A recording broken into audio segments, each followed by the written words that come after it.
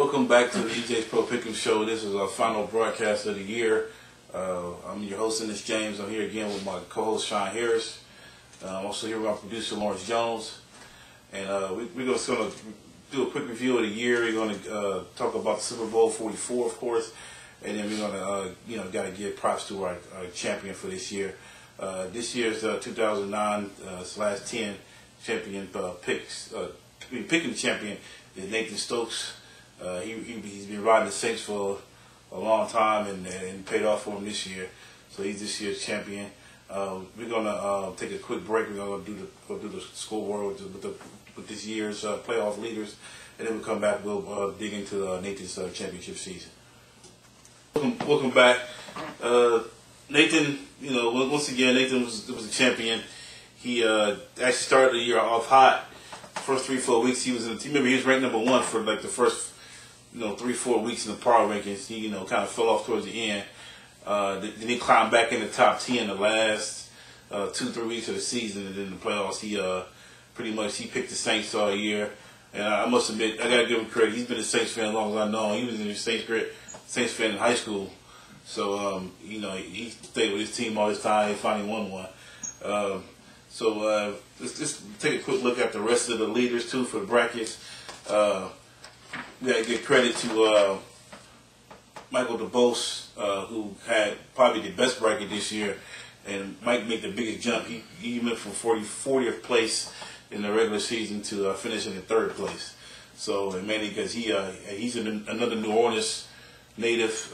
He was going to school in New Orleans. Then, unfortunately, he got sent out because of Katrina. So he picked the Saints all the way. And actually, I think he set a record too this year for playoff points. And then the other person we had to give props to is Derek Taylor, who had the record for picks. Not the record, but he had the highest the playoff pick score this year. He went 9-2 with 208 playoff points. So those two guys did pretty well in the playoffs, and they all finished in the top 5.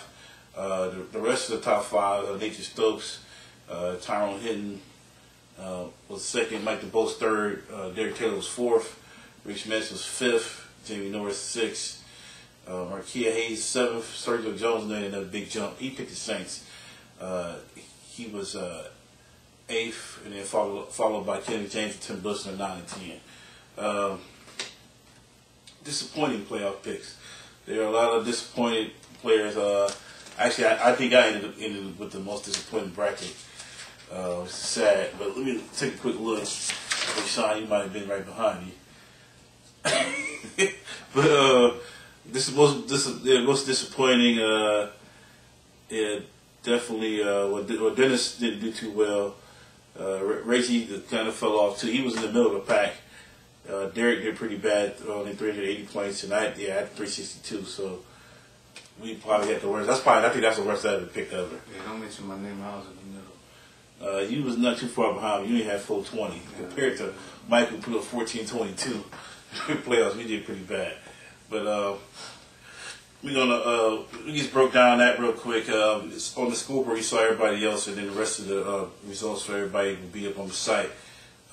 Site's been moving kind of slow because my computer crashed, but it'll get together. But we're gonna take a quick break, and then we come back. We're gonna actually talk about the game.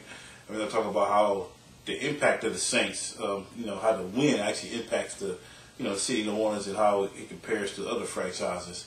Because we know this, the Saints have been considered like one of those inept franchises, and we're gonna compare them to maybe the Clippers and some of the other bad franchises and see, where this win ranks when we come back.